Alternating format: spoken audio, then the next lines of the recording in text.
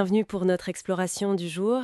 On va se pencher sur des documents qui décrivent une stratégie en ligne, disons, assez audacieuse. Mhm. Il s'agit de multiplier les profils Google Business pour une seule entreprise. L'exemple donné, c'est LHTP, un peintre dans le Vaucluse. Oui, L'objectif aujourd'hui, décortiquer un peu cette technique, voir comment ça fonctionne et ce que ça implique. c'est une approche intéressante, oui, parce qu'elle va vraiment à l'encontre des règles du Google. Normalement, c'est une fiche par entreprise, point. C'est ça. Là, l'idée, c'est de, comment dire, de quadriller une zone, Google Maps en l'occurrence, dans plusieurs villes, Avignon, Carpentras, Cavaillon sont cités, pour donner l'impression d'être partout. D'accord. Bon, précisons quand même, notre analyse se base uniquement sur ce qui est décrit dans les textes, hein. C'est purement informatif. SAB. Exactement. Service Area Business. C'est l'astuce principale. Malin, parce que ça cache l'adresse physique. Du coup, on peut créer une fiche Lagetp Peinture Avignon, une autre pour Carpentras, sans avoir de vraies boutiques ou agences là-bas. Ça donne une impression de proximité locale, en fait. C'est tout à fait l'idée. Mais c'est là que les vraies difficultés commencent. Parce que le risque numéro un, c'est la suspension. Ah oui, Google voit ça comme du spam, tout simplement. Et pour éviter ça, les documents décrivent toute une série de précautions assez poussées. d'accord, par exemple.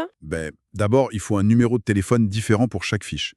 Souvent, ils passent par des numéros VoIP, tu vois, ces numéros virtuels sur Internet. Mhm. C'est plus facile à gérer. Ensuite, le nom de la fiche. C'est un dilemme. Juste LATHP, c'est discret. Mais LATH peinture plus ville, ça, c'est bien meilleur pour le référencement local, le SEO. Mais plus visiblement multiple, donc plus risqué. Voilà, exactement. C'est plus facilement repérable comme une tentative de multiplication. Ça a l'air d'être un sacré jeu d'équilibriste, déjà à ce stade. Et sur le plan technique, il faut aussi tout séparer pour pas que Google fasse le lien, c'est ça?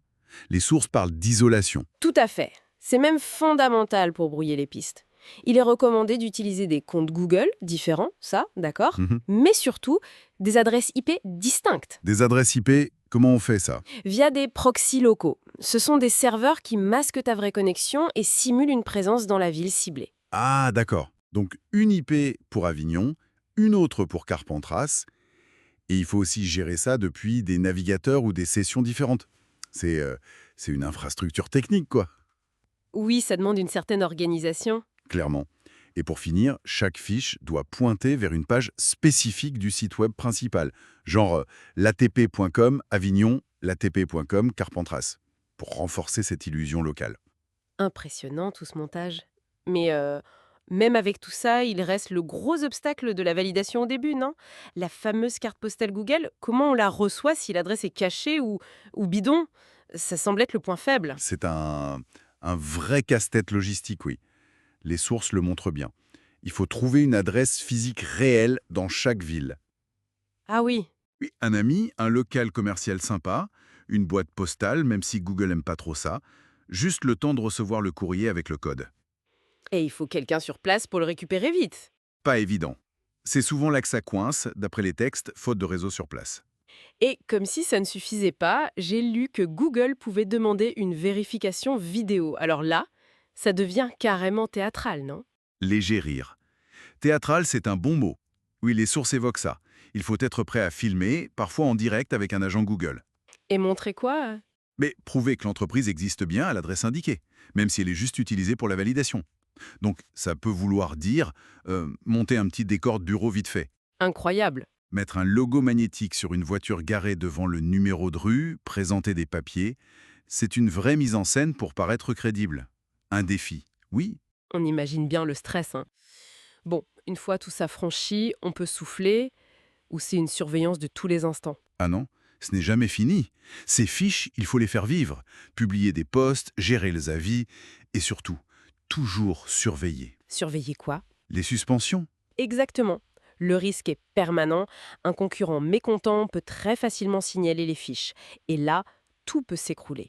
Les documents insistent sur le fait que c'est une tactique un peu extrême, De dernier recours, peut-être? oui, dans des secteurs très concurrentiels, mais ça demande un investissement en temps et ça génère un stress considérable. Bon, si on résume ce qu'on a vu dans ces documents, on a affaire à une technique hyper agressive, techniquement assez complexe, Oui.